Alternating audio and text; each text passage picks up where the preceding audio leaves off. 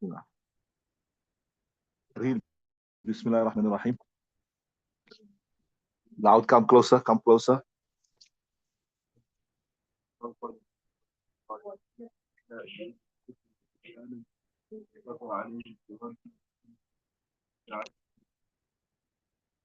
You got what you got?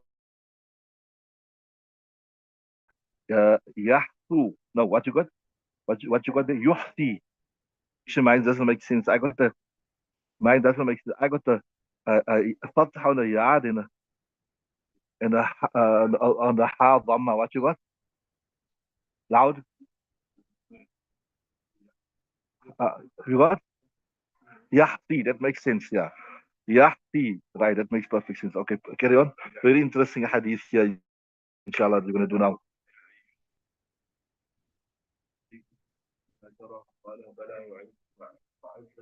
وعزتك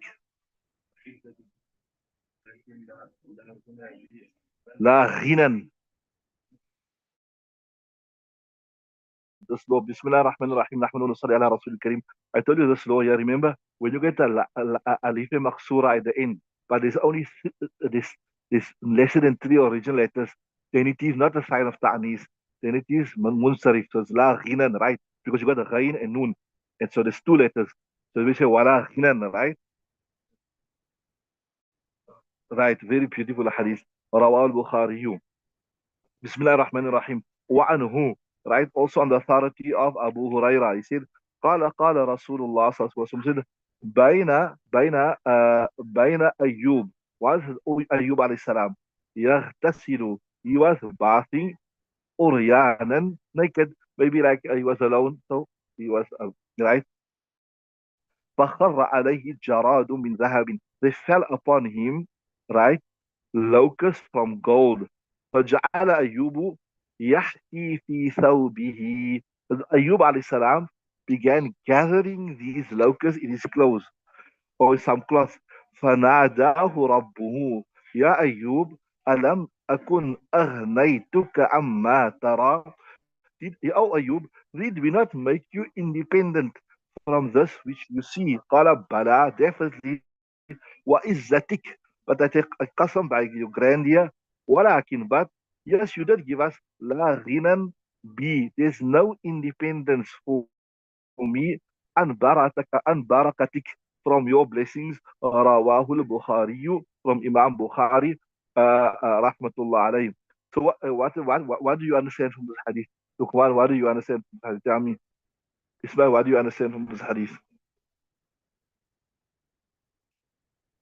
What do you understand? Ismail, what do you understand?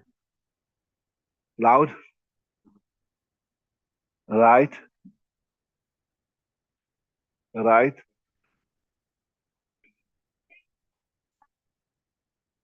Right?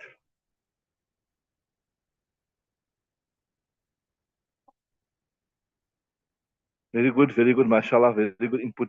So see here, Ayub al-Islam, he didn't need this. Allah Ta'ala sent from the heavens locusts, golden locusts, gave it to him. And when it came, he took it. What? It came, he took it. So Allah Ta'ala told him, oh Ayub, didn't we make you independent that you don't need this? Why are you taking it? So he said, Ya Allah, there is no independence from when you send something. When you send something, why should I not take it? This just remind me now. There's another hadith. There's another hadith. Something, I guess I'm digressing. I'm gonna come back to what we're saying here. But there's another hadith. It goes like this here: that when somebody give you something min ghayri ishrafin, ishraf is you covet somebody's thing, covet your desire. You see somebody, maybe a person got a burger there and it's eating the burger, and you listen. You say you want that burger. You listen for that burger, right? And so then it's not. It's again the adab and etiquette to take from him when you're listening for his thing and his one thing. Whereas a hadith, when somebody gives you something without you being greedy for it, and then he gives it to you, you must accept it from Allah subhanahu wa ta'ala. We'll do this. This hadith will come at a later stage. It will come in something, maybe kitab will hear whatever. But anyway, what they're saying here is that look here, that when Allah Ta'ala gives something to you, right, and you're not desirous of it, and you're not disobeying Allah subhanahu wa ta'ala in the process, then you must accept it. That is why the ulama say many times, if Allah Ta'ala has given you an income stream. Allah Ta'ala is giving you a business. You've got a shop, you've got a car, you've got a taxi, you've got a jikaleza. You got a jikaleza there? What you got? Jikaleza. You got a jikaleza, whatever. And that is not uh, obstructing you. It's not taking you away from the obedience of Allah subhanahu wa ta'ala. You're not committing haram, etc. It is wealth, and you're not using the haram for the wealth for haram. Then you must accept it as from Allah subhanahu wa ta'ala. Because wealth in the hands of a godly person, wealth in the hands of a pious person is a blessing because you will use it. Yes, you can't manage it. You know it is doubtful, etc., etc. Then so when you've got halal money, Allah Ta'ala is giving you halal money. Listen nicely. Listen nicely what I'm saying. People come and make you mashura with you. Man, I got two shops, I want to close one shop down. I got three jikalezas. I only want to keep one jikaleza. I don't want to keep all three jikalezas. What should I do? Right now, listen what I'm telling you nicely. I got four shops. I want to close one down. What should I do? Listen nicely what I'm telling you. When you've got a halal income, you've got a halal income, it is not distracting you from Allah subhanahu wa ta'ala. It's not taking you away from your ibadat, etc., etc. Allah Ta'ala is giving it to you without difficulty. It's not placing a strain on you. It's not placing a strain on you, etc. Accept it as a blessing from Allah Ta'ala. Use it according to your needs and help the people and give the extra. And here's your proof. That Ayub said, Ya Allah, you're giving me halal risk. And I won't say I'm independent from your halal risk. I'm need for your halal risk. Remember as Musa alayhi salam, when he came to Madian, Rabbi inni lima anzalta ilayya min khairin faqir. Ya Allah, the good that you are giving me, I'm in need of it. The good that you are giving me, I am in need of it. So I remember I told you I gave you the provisos there. It's not putting a strain on you. It's not taking you away from the pleasure of Allah Ta'ala. It's not taking you to the disobedience. You're not compromising the Shariat and you are not using the haram, then it is a blessing. Then you can say this here. Walakin la ghinan bi an barakatika ya Allah. There's no independence from your blessings, O Allah. Right? Read the next hadith. وعني رضي الله تعالى عنه قال استب رجل من المسلمين ورجل من اليهود فقال مثله والذي اصطفى محمد على العالمين هو اليهودي والذي اصطفى موسى على العالمين فرفع المسلم يده إلى ذلك فلطم وجه اليهودية يهودي. You got there falatama or falatama? What you got? Falatama. Okay, there's a long hadith, so let's translate as we go along. This hadith here we also discussed, I think, with Tafsir ibn Kathir. بسم الله الرحمن الرحيم. وعنه يعني أن أبو هريرة قال استب رجل من المسلمين ورجل من اليهود. Right? So some words that took place between them, right? فقال المسلم والذي اصطفى محمدا على العالمين. So you're taking a qasam on Allah. I take a qasam on that Allah who has chosen Muhammad over the whole world. He's chosen Muhammad, right? You understand? So فقال المسلم والذي اصطفى, the one who's chosen محمدا على العالمين. So a qasam like how you say, I tell the Muslim والذي نفسي بيدي. I take a qasam by the one who my soul in his hand, right? Right? So والذي اصطفى محمد على العالمين. فقال يهودي والذي اصطفى موسى على العالمين. Then the Yahudi said, I take a qasam by the one who is chosen Musa alayhi salam upon the entire world.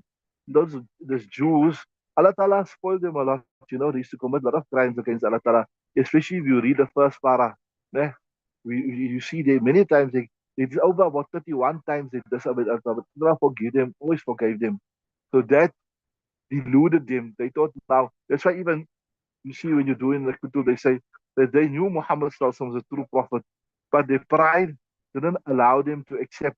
And they thought in their mind that, okay, we don't accept Muhammad because we only want to accept Musa. We'll just go for a short while in the fire. We'll just spend a short while in the fire and then we'll come out of the fire after that, right? So that's why they say, نحن أبناء الله وحباؤه. And even today, they believe that they are the chosen people. Everybody else besides them is subhuman. And they can kill in the morning and in the night, and they can blow and they can blow people apart, right? So, والذي اصطفى موسى على العالمين, right? فرفع المسلم يده عند ذلك. So the Muslim became very annoyed when this person was saying that Musa alayhi salam was chosen above Nabi sallallahu alayhi wasallam, right? So what in falaqamahu? He gave him one slap, right? He gave him one slap, right? Carry on. فلطم وجه اليهودي. Carry on.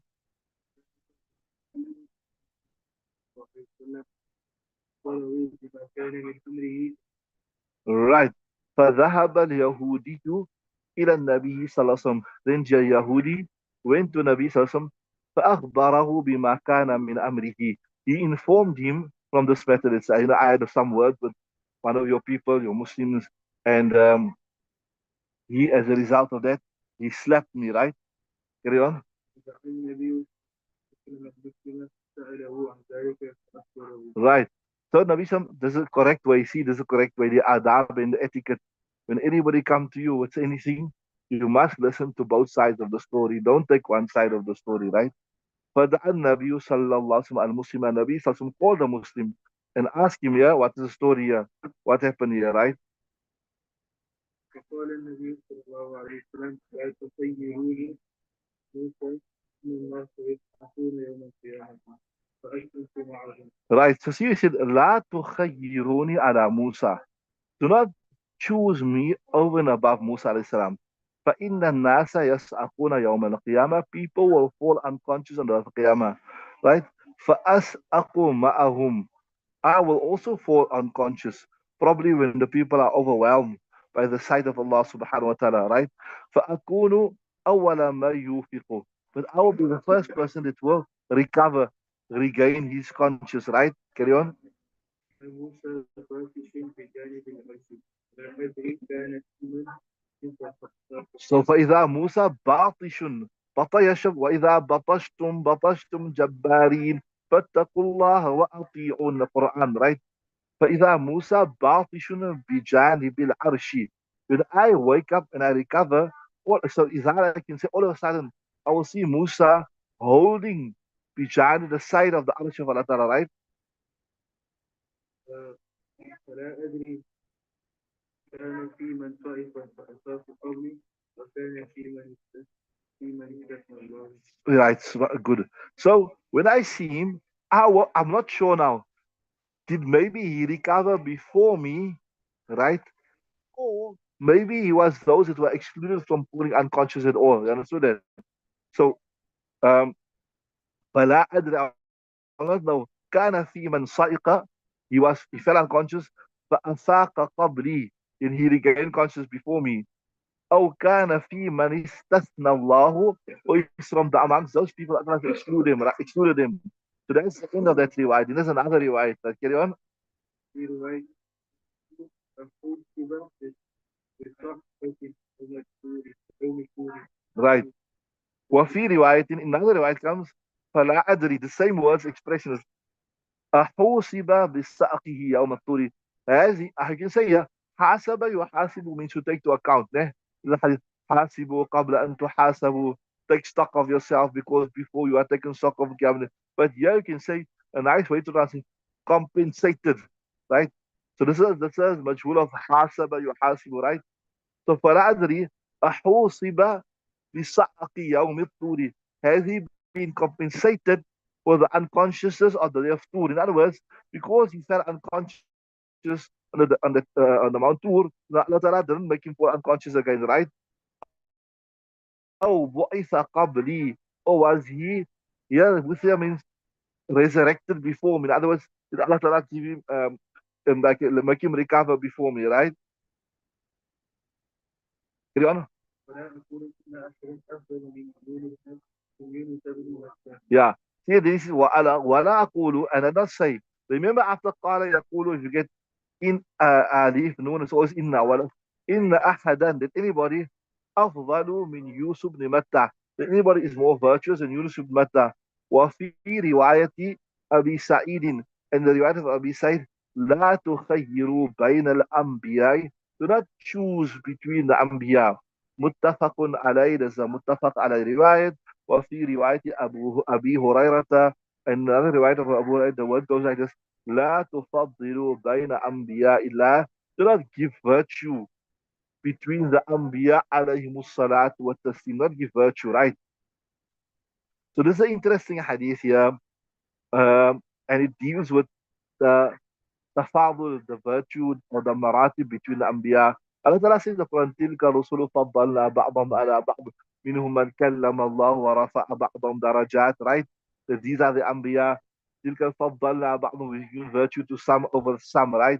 And then also, there are many, many hadith. And I told you, I mentioned this before, I'll mention it again to you, that as we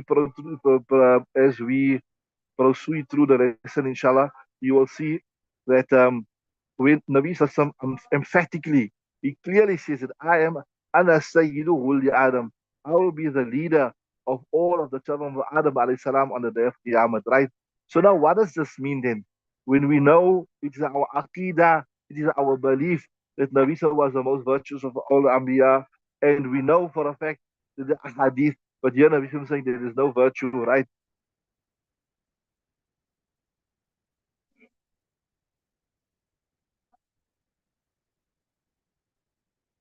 What is this here? What explanation? To give virtue to one over the other in such a manner that you demean the other. That's what I'm saying. Like, why do you say this is better than this, right? Like, for example, you see, here's two phones.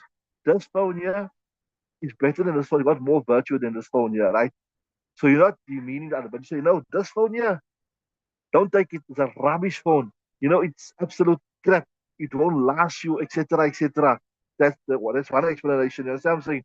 Do not give preference in one manner that you like. For example, simple example.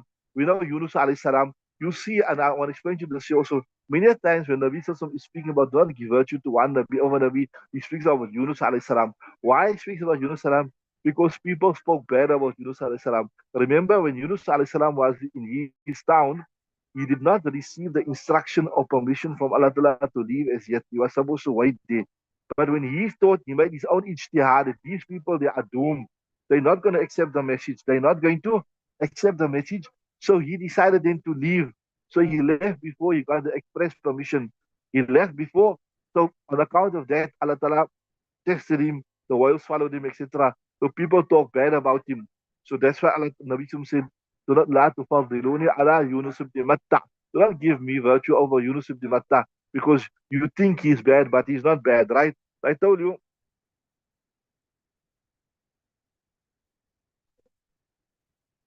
to say to give virtue to one Nabi over another Nabi in such a manner that you make one Nabi bad. Like I told you, two phones here, mashallah, they're good both phones. But this one here has got more virtue than that one. You're not making one bad. But to say, no, Nabi Sallallahu is the best Nabi because Yunus ibn Matta, he disobeyed Allah Ta'ala, or Nabi Sallallahu is more virtuous than Ibrahim alayhi salam because Ibrahim alayhi salam spoke a lie. Na'udhu billah, or we know we discussed this, but you understand what I'm saying?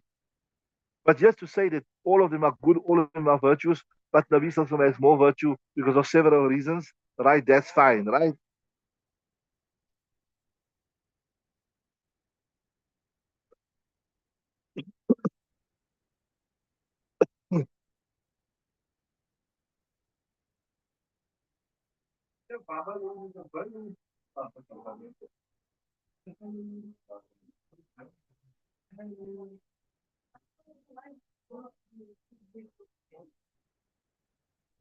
So the interesting thing here also, Mana Ashraf Ali Tanvi, the author quotes Maulana Ashraf Ali Tanvi, says, Mana Ashraf Ali Tanvi, he mentions, imagine all the Anbiya together in front of you, all the Anbiya in front of you.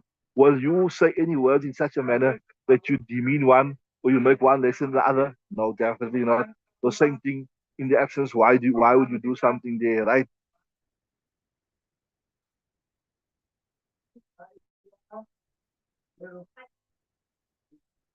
And I tell you, the normal explanation is this also that if we take it in a literal sense, do not give me virtue over the Anbiya. This was before Nabi Sallallahu received the information and clarity that he is more virtuous than the other Anbiya. But later on, when he got the information, when Allah Ta'ala informed him, then he openly proclaimed that he is the most virtuous. And said, Uli Adam, wala fakhra fihi, right?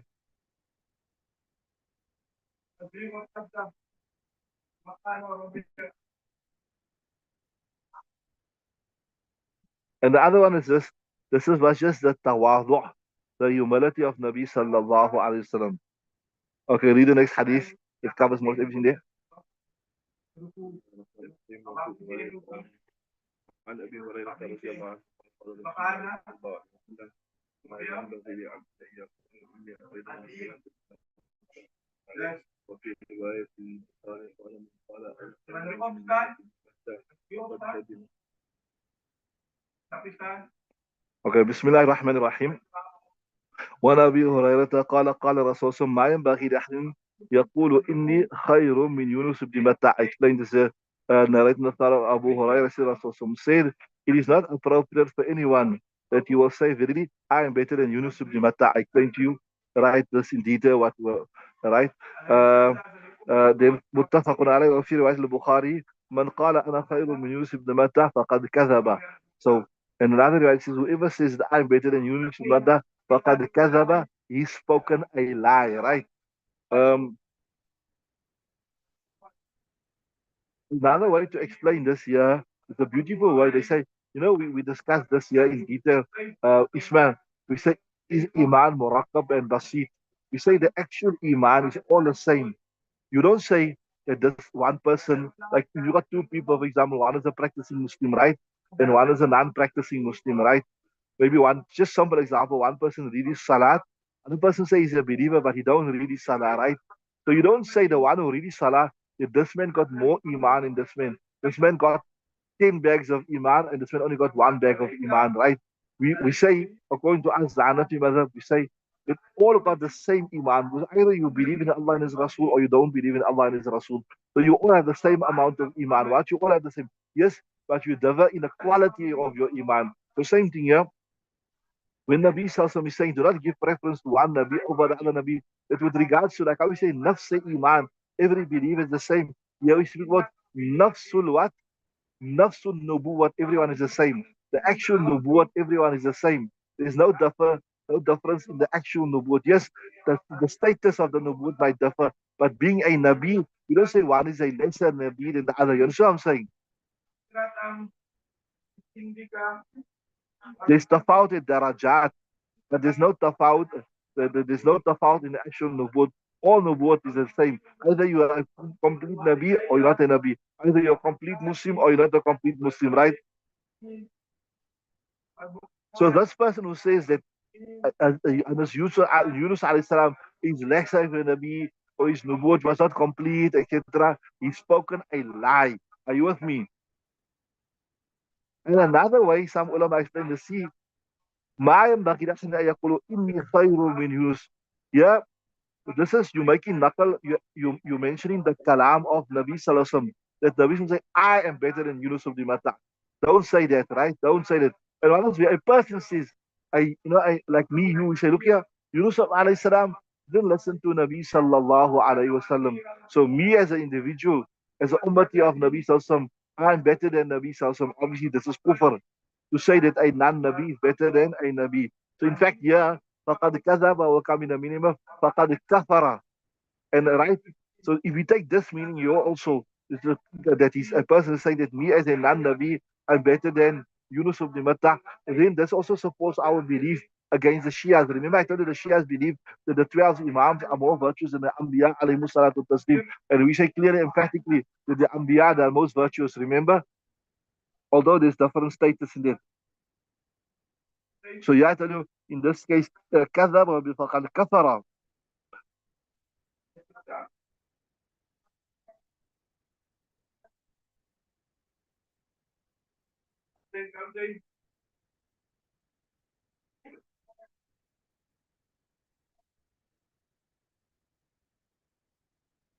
Matta, yeah, some ulama say Matta refers to, it was the name of his mother. Some ulama say Matta was the name of his father. So Yunus ibn Matta. And he came from a place called Ninwa. There's an interesting just on this incident. Remember, when Nabi also went to Ta'if, right? And he was pelted and he was expelled from Ta'if. Then the person came to him, a slave, his name was Adas, remember? You done in Pastor 5. And he spoke to Nabi Sallallahu. Then he asked, where are you from? Nabi asked Adas, where you? He said, I'm from Ninwa. Where are you from? He said, Ninwa. That's where my brother Yunus come from. Remember, Nabi Sallallahu said that all the Anbiya, they are brothers from different mothers. Like, your father, you got two wives, you three wives. So you are all brothers, but you come from different mothers. So Nabi Sallam said, we Anbiya, we are all brothers from different mothers, but in other words, we are united in the word. So when this person Adas mentioned the word Ninwa, Nabi said, hey, but that's where my brother Yunus alayhi salam come. And it's also a miracle of Nabi Sallallahu Alaihi Wasallam. How did he know that Yunus alayhi salam came from Ninwa? Nobody told him. That means he got information from Allah Ta'ala. And when this Adas heard that Nabi Sallallahu Alaihi Wasallam knows about Ninwa and he knows about Yunus, he was impressed. I think, I'm not sure, but he accepted Islam. Anybody remembers? Did Adas accept Islam? He accepted Islam. Anyway, carry on. So there was a miracle also. You can read the next hadith, inshallah. يعني وعن أبي بن كعب رضي الله عنه قال رسول الله صلى الله عليه وسلم إن الغلام الذي قتله رجل طبع كافرا ولو عاش لأرهق أبويه طغيانا وكفرا.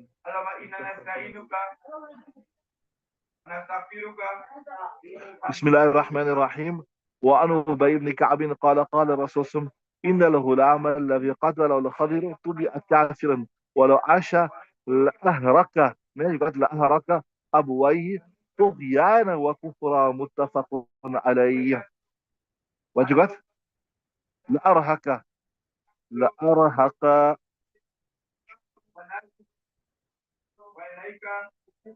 Okay.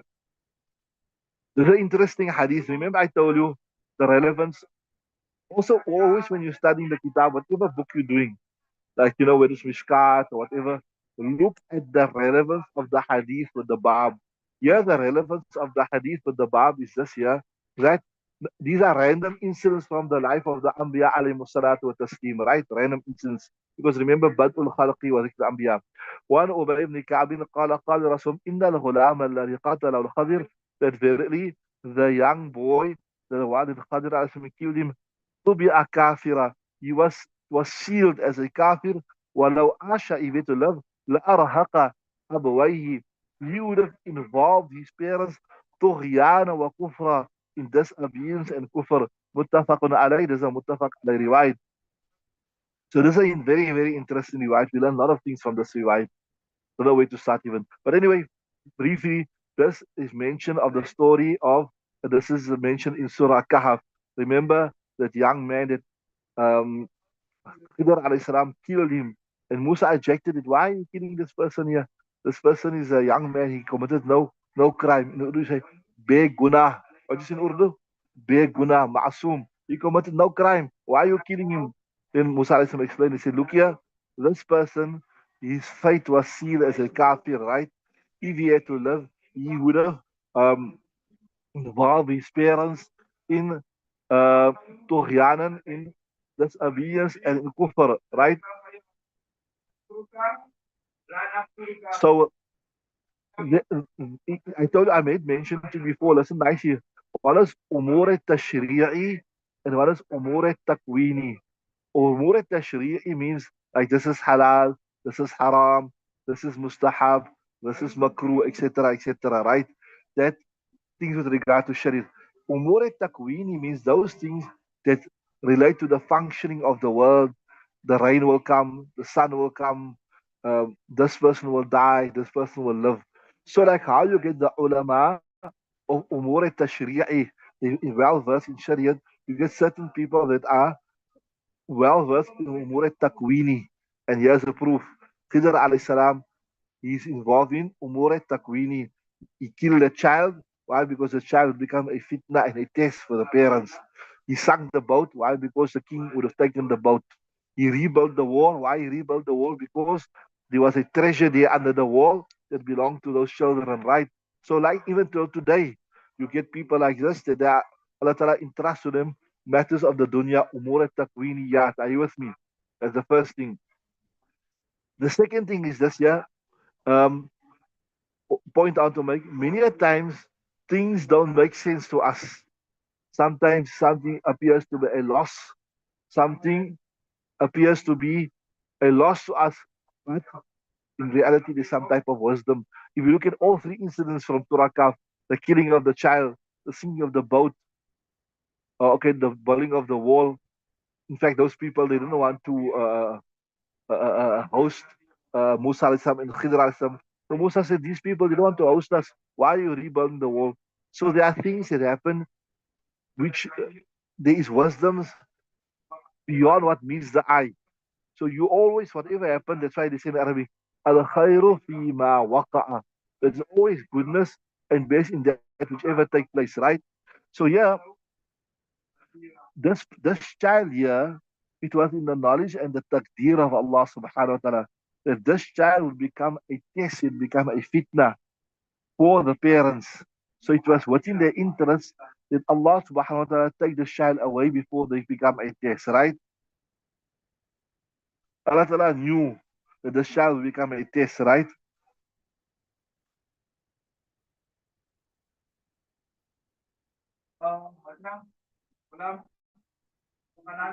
Some riwayat suggest even that that when Musa alayhi salam objected, there's probably Israeli riwayat, Khidr opened up his skin and see here, it's written here that this person will be a kafir.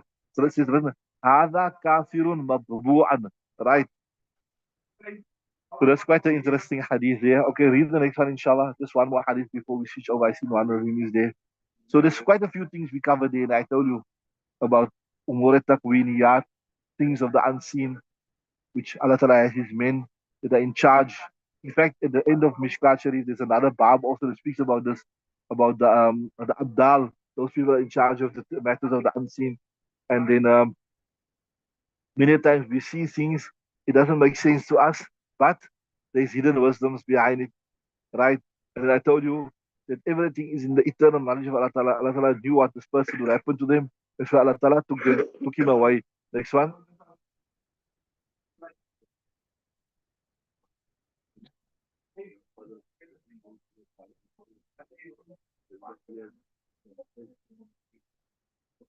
Right.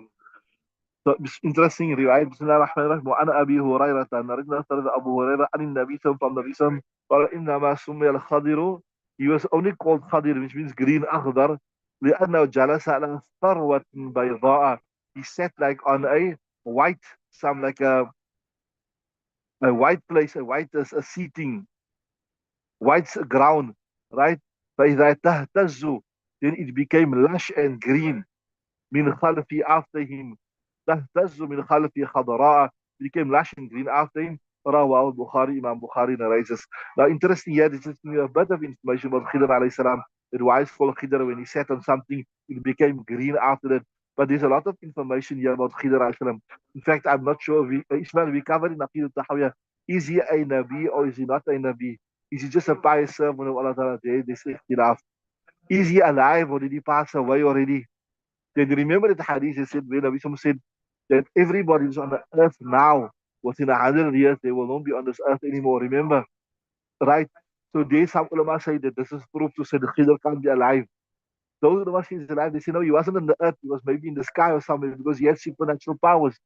Nowadays, still you see people, many people that mention incidents to you that they absolutely in the wilderness, they're in total barren land. Maybe they're out of fuel, but they see out of nowhere. It's not even humanly possible if a human can appear here. They say a human comes and assists them. There's a lot of stories that happen like it. You must have heard, I'm sure. Like there's one story about my grandfather. He was going to Cape Town that time. You know, when you come into Cape Town, there's train. You know, just you come down the Salaris Pass there. Those years he was totally barren, totally barren. It's a true story. This is my granny's father. He was there and he got stuck. He was coming no petrol, and he always narrates the story. There was no one there, and out of the blue, a guy come with a gallon of petrol in the jungle. So where he got petrol from in the first place? The famous story amongst our family. A guy came with his years of petrol, he put in his van, and he went and he made it to Cape Town. So people who say, there's sometimes ikhtilaf whether Khidr is alive or not. You know, Salauri's Pass, just before you came to that mountain, you come down there. Today, a lot of the shopping center, there's garage. But back in the day, I'm speaking maybe now, maybe the 40s, there was nothing there. It was all wilderness, bundus. So a man came with a gallon of petrol from the bundus. So a lot of people they attest, they say, no, we say Khadir because we got the experience where Khadir came. But anyway, that's a separate topic. It will come in it will come in your Aqidah book, or it will come in one of the other books where is Khidr alayhi salam alive or is he passed away? There's another hadith also where a person is the jam and he must call out to the servants of Allah Ta'ala for assistance. You must call out to the servants of Allah. So like that, Allah Ta'ala also have Rijalul Ghaib. Like I told you, you have men of the unseen that help you from the unseen. Anyway, we're going to switch over there to the tafsir, inshallah.